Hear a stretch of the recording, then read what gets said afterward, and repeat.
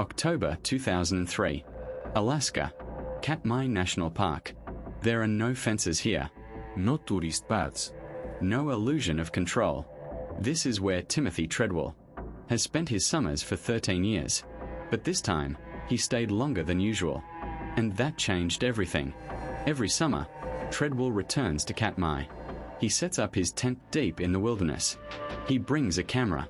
He films grizzly bears, talks to them, gives them names. To him, they are not subjects. They are neighbors, almost family. He truly believes there is a bond. Over the years, Treadwell becomes well known. He gives interviews, speaks at schools, advocates for wildlife protection. His belief is simple. If people stop seeing bears as monsters, they will stop destroying them. But not everyone agrees. Park rangers repeatedly warn him. These are not domesticated animals. They do not form relationships with humans.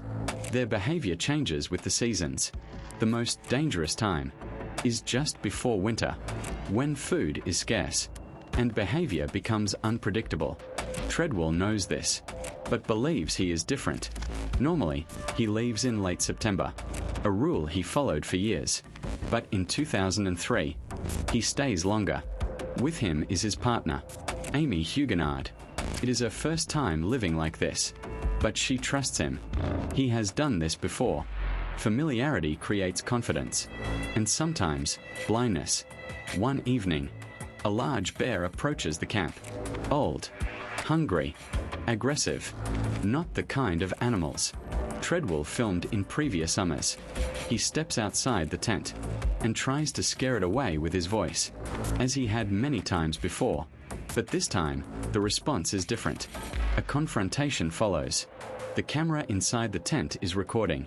The lens is covered, but the microphone is on. For several minutes, voices, struggle, and panic can be heard. Treadwell tells Amy to leave. She does not. She tries to help, tries to drive the animal away. With what she has, the situation escalates beyond control. After that, the recording captures only silence and the sounds of the wilderness. The tape keeps running. Later, it would be described as one of the most disturbing recordings ever made. Days later, a pilot arrives to pick them up. He sees the destroyed campsite and immediately understands something went terribly wrong. Rangers recover what remains of Timothy and Amy.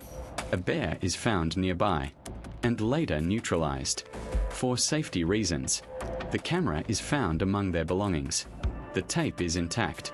It eventually reaches filmmaker Werner Herzog, who is working on a documentary about Treadwell's life. Herzog listens for only a few seconds.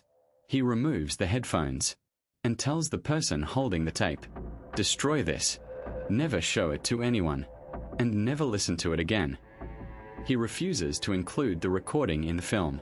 Later, Herzog explains, Some things should not become spectacle, not out of censorship, but out of respect for those involved. Timothy Treadwell's story became a symbol of a dangerous line between loving nature and believing one can control it.